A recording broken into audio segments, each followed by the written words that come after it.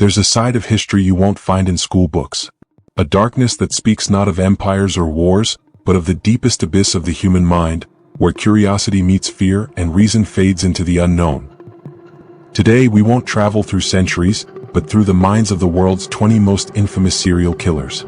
We'll dig into unsolved mysteries that still haunt investigators, uncover the morbid curiosities and urban legends born from their crimes, and step closer to understanding what drives the unimaginable. We will explore the fragile line between sanity and madness, between the monster and the ordinary neighbor who might have lived just next door. A journey into the mirror of our own humanity, distorted and cracked. If you're ready to uncover the most disturbing secrets, subscribe and join this exploration. What you're about to discover may forever change the way you see the world, and the darkness that hides beneath its surface. Before the term serial killer entered common vocabulary, the world had already been marked by long, deep shadows. These are the pioneers, the archetypes of evil, shaping the darkest corners of our imagination and leaving a trail of terror that would echo for generations. We begin our journey in the fog-laden streets of Victorian London, with the killer who invented modern terror, Jack the Ripper. A ghost who never had a face, yet whose modus operandi became a macabre legend, haunting the imagination of all who heard the whispers. His victims, all vulnerable women, were found brutally mutilated in the alleys of Whitechapel. And as the city trembled, threatening letters arrived, signed with his own name. Some believe he was a doctor, others an aristocrat. But the truth may never be revealed. While London was paralyzed with fear, across the ocean another kind of monster was emerging, a killer who saw death as a business. Chicago, late 19th century. Holmes built a hotel that was a deadly trap, a labyrinth of terror where the line between life and death blurred. Its structure, full of sealed rooms, traps, stairways leading to nowhere, and a furnace, was the stage for the first industrial murder. Over 200 victims are estimated, the exact number may never be known. Its story is legendary, and the murder castle remains one of the most macabre locations in criminal history. The morbid fascination of his mind continues to be studied by criminologists and curious minds worldwide. And then there's Albert Fish. The name might not sound as famous as others, yet his depravity reached an almost unthinkable peak. An elderly man with a harmless appearance, who in 1920s New York committed crimes so gruesome they challenge our very sense of humanity. A pedophile, cannibal, and sadist, he sent disturbing letters to the victims' families, detailing the atrocities he committed.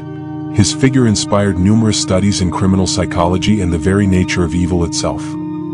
Perhaps the most enduring legacy of those years was found on an isolated Wisconsin farm in the 1950s, with Ed Gein. A man whose solitary madness did not produce a large number of victims, yet inspired the horror imagination of entire generations. Gein dug up graves and transformed human parts into household items. Masks of human skin, nipple belts, a corset made from a woman's torso, creating a true museum of horror within his home.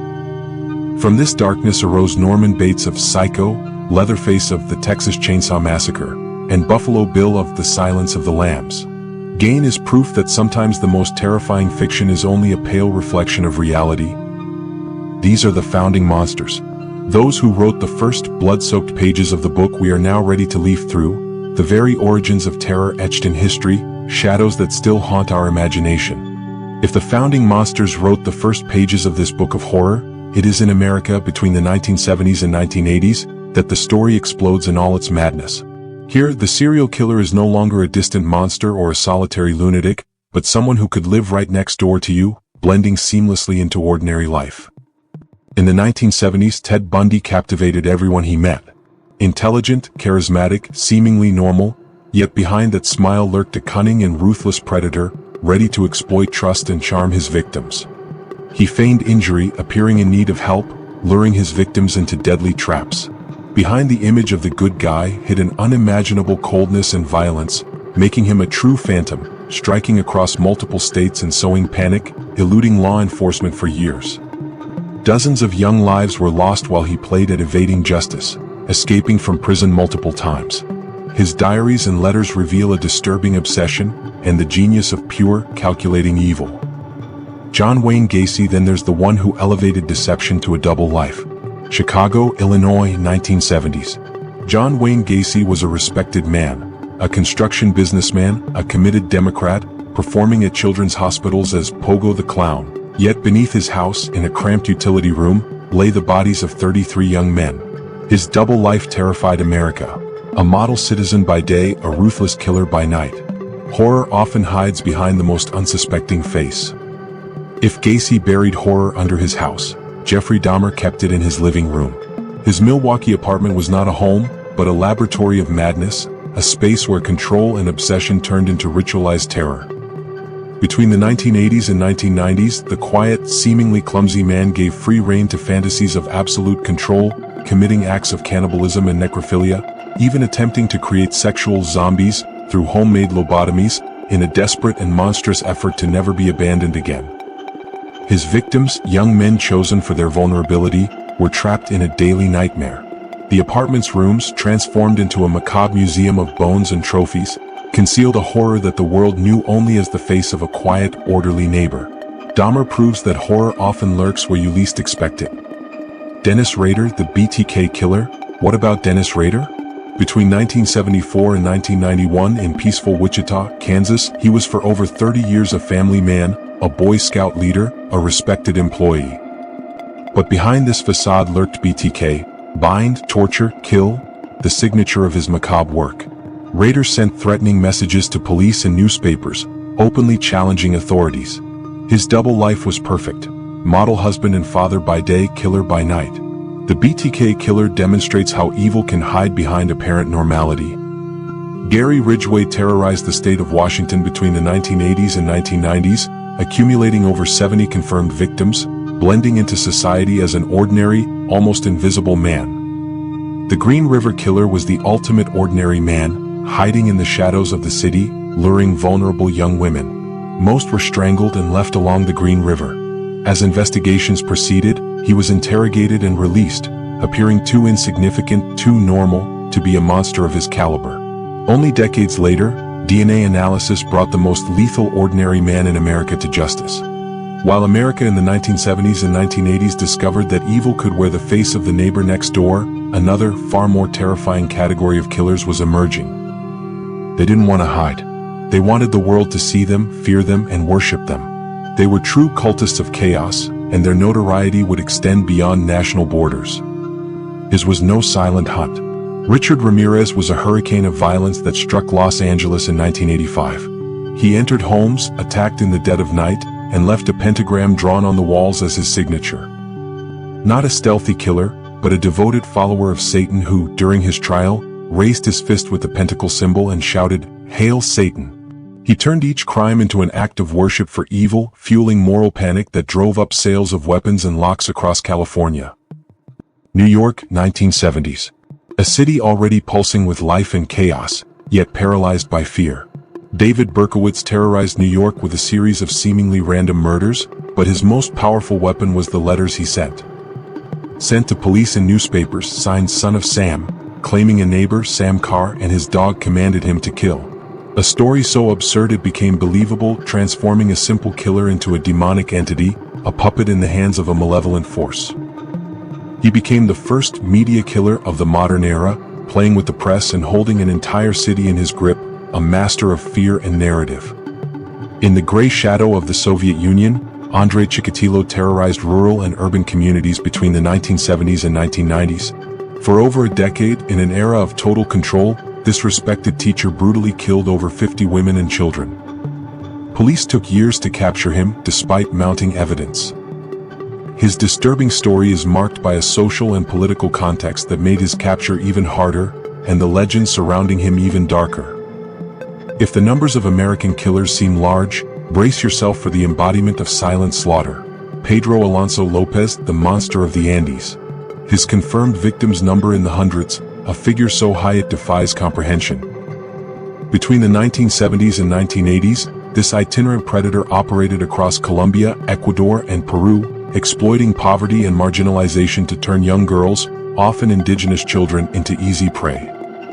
Captured in Ecuador, he confessed to over 300 murders.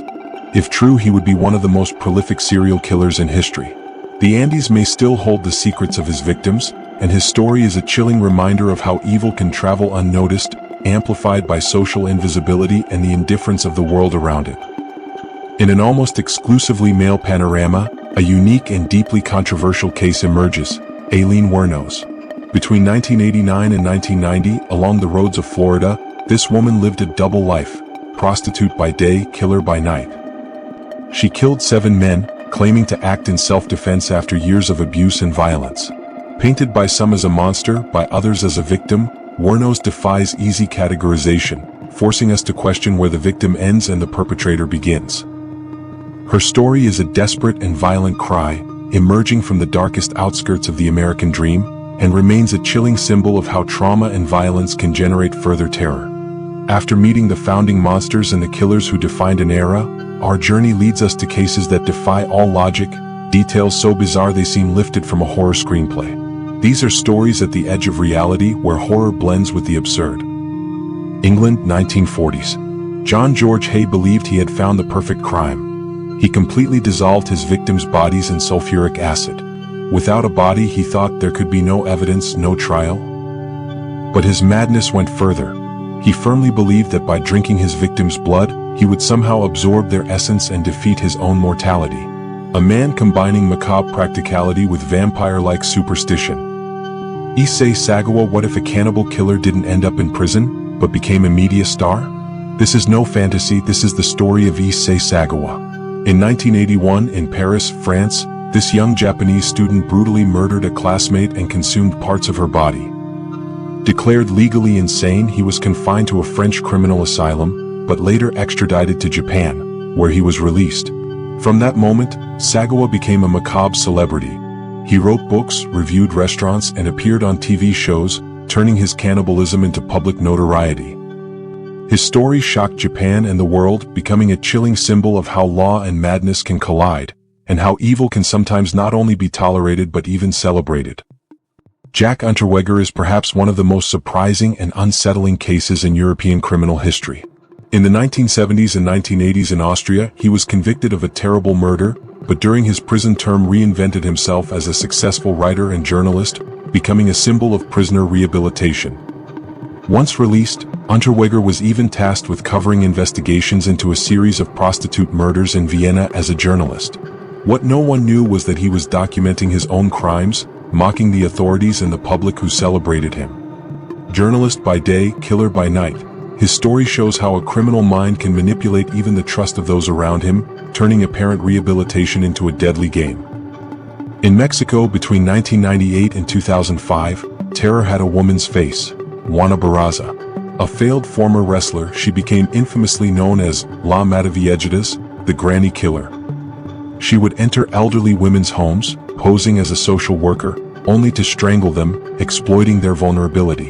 Her figure triggered a wave of panic in Mexico City, giving rise to urban legends of a man disguised as a woman, while reality was even more horrifying. Juana Barraza remains a chilling reminder that even behind an apparently innocent female face can lurk the coldest and most calculating evil. Across the border in Canada, horror wore the face of a pig farmer. Between the 1990s and early 2000s, Robert Pickton turned his Port Coquitlam farm, near Vancouver, into one of the most chilling crime scenes in Canadian history. He is accused of killing dozens of women, often marginalized and drug-addicted from Vancouver's east side, and disposing of their remains through his farm. In the quiet of his farm hid a cruelty without limits, ignored for years by a community that turned its back on the most vulnerable victims. Pickton's story remains a warning of how evil can thrive in indifference, hiding behind the mask of everyday normality. And finally, The Wanderer. Between the 1980s and 1999, Tommy Lynn Sells roamed the United States like a ghost of horror, a killer with no home or roots. His capture came thanks to small details and a survivor who found the courage to speak. Yet the streets he traveled, the places he touched, remain marked by his legacy of roaming violence. Tommy Lynn Sells is the reminder that some monsters have no lair, but walk the same streets we do. From the foggy alleys of London to the endless highways of America, from small-town party clowns to monsters hiding in plain sight. This journey into darkness is not just a collection of macabre facts.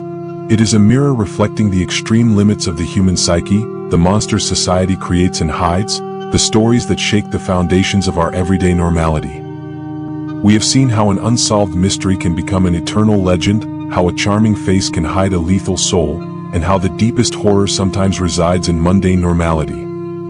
If these stories made you reflect, sparked curiosity, or even disturbed you, then you know that the boundary between the history we know and its dark side is thinner than it seems.